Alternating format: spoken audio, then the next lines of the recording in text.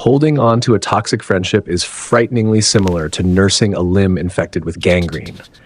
You hesitate to amputate because you fear the immediate, sharp pain of the blade, yet you ignore the silent poison spreading through your veins, slowly killing your spirit.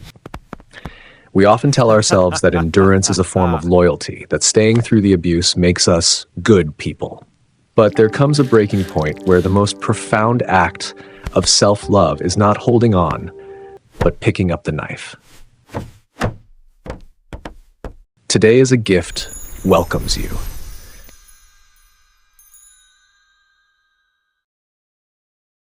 Today, we must face the reality that we often fall in love with a person's potential rather than their character.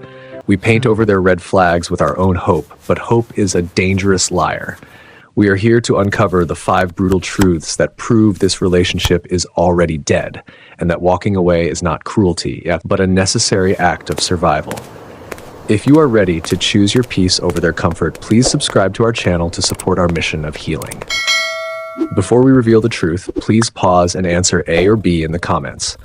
What is the main reason you haven't cut ties yet? A. I keep waiting for the old them to come back. B. I feel guilty and worry I am abandoning them. Let us now look directly at the 5 brutal truths that serve as undeniable evidence that this chapter of your life needs to close. The first truth is the parasitic connection. You must ask yourself a painful question. Does this person miss you, or do they only miss what you provide for them? In a fake friendship, you are not a companion, you are a resource.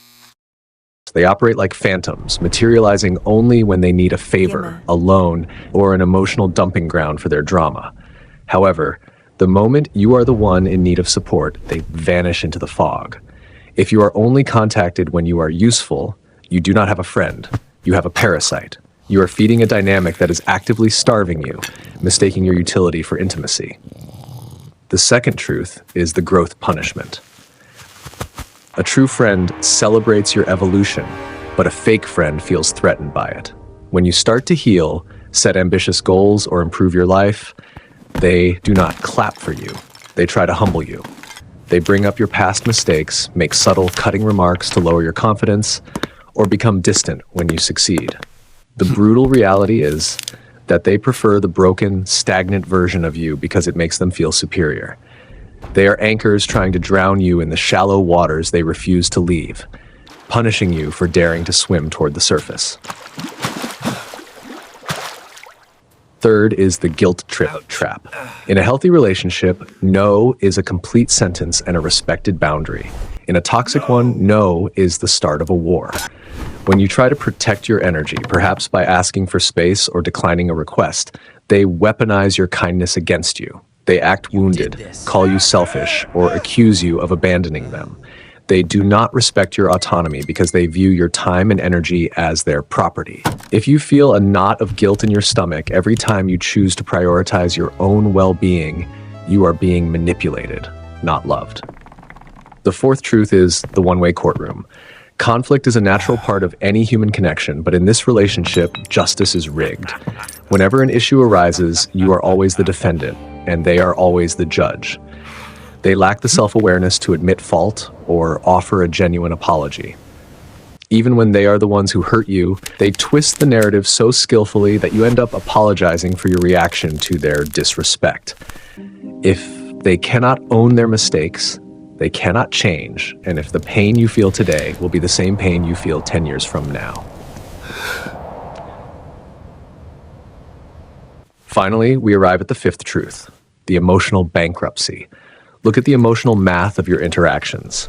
Do you leave conversations feeling energized and understood, or do you feel exhausted and depleted? These individuals are energy vampires who complain, gossip, and stir up drama, sucking the joy out of your day.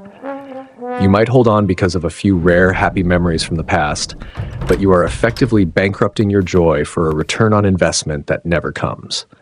The bad simply outweighs the good. You are holding on to a ghost of happiness that no longer exists, paying for it with your peace of mind. If you choose to stay despite these truths, you are actively participating in your own destruction. You are teaching them that your boundaries are meaningless, and that your self-respect is negotiable. Worst of all, by occupying your life with people who drain you, you leave no empty chair for the people who would truly cherish you. Understand that all roads with them lead to nowhere. It is a circle of disappointment, not a path to growth. The time for explanations is over. You do not owe them a debate about your departure. The most powerful move you can make is to quietly disengage, to stop initiating, and to stop accepting the abuse. It will hurt at first, but remember, this is the sharp pain of a surgery that heals, rather than the dull, chronic ache of a disease that kills. Losing a fake friend is not a loss. It is the retrieval of your energy, your time, and your dignity. You are worthy of a love that adds to your life, not one that subtracts from it. The profound lesson here is that you cannot save others by drowning yourself. We often confuse loyalty with endurance, believing that staying through the pain makes us noble. However, true loyalty must begin with loyalty to your own well-being.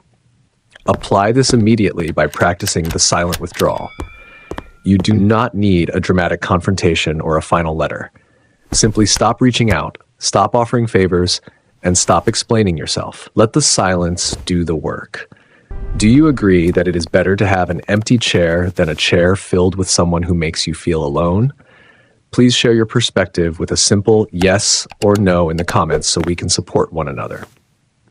If this video helped you find the courage to walk away, please subscribe to Today is a Gift to continue your journey of self-love.